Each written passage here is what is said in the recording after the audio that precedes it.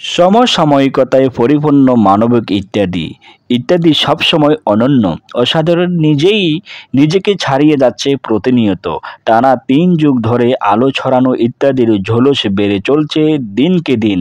এবার অনুষ্ঠান ধারণের স্থান বাগেরহাটের মোংলা বন্দর। এবার ইত্যাদি দেখে একটা অদ্ভুত উপলব্ধি হলো, সেটি হচ্ছে ইত্যাদি যেন অনন্ত সুন্দর এবং বাংলাদেশকে আরও নান্দনিকভাবে তুলে ধরেছে দুর্দান্ত মুন্সিয়ানায়। আর এই মুন্সিয়ানার কারিগর তো সেই কিংবদন্তি হানিফ সংকেত।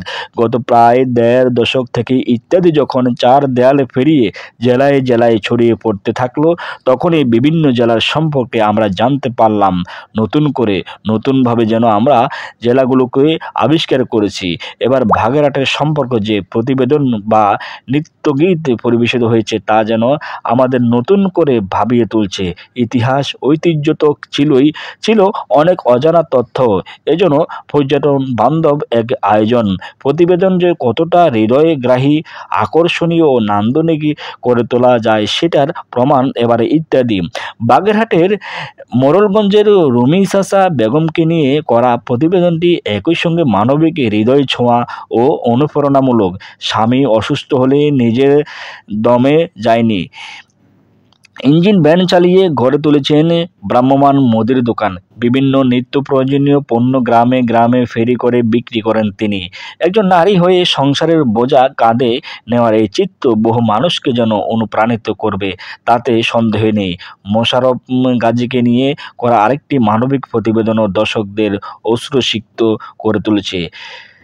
পেটের তাগিদে সুন্দরবন মধু সংগ্রহ করতে গিয়ে শেষ কুমিরের আক্রমণ তিনি নিহত হন। বন বিভাগের জারি করা নিষিদ্ধ সময়ে বনে প্রবেশ করায় মর্মান্তিক এই দুর্ঘটনা ঘটেছে। সংসারের অভাব অনটন আর স্বামীর সুন্দরবন যাওয়ার কথা বলতে গিয়ে কেঁদে ফেললেন মোশাররফের স্ত্রী। সুন্দরবন সংলগ্ন কিছু মানুষ জীবিকার চিত্র উঠে আসায় পাশাপাশি নিষিদ্ধ সময়ে বনে প্রবেশের বিষয়ে সতর্ক থাকবে বলে আশা করা যায়। সমসাময়িক কয়েকটি বিষয়ের মধ্যে দুর্দান্ত একটি বিষয় হচ্ছে এক নেটেংস। বর্তমানে তো বহুল আলোচিত বা চর্চিত একটি শব্দ হলো সংস্কার। এটি নাট্যাংশে দেখানো হলো যে আত্মসংস্কার কতটা প্রয়োজন।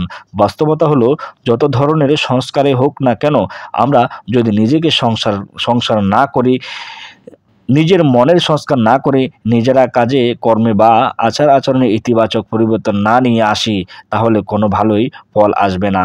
চরম বাস্তব এই বার্তাটি দেওয়ার জন্য ইত্যাদিকে বিশেষ ধন্যবাদ দেওয়া যেতে পারে।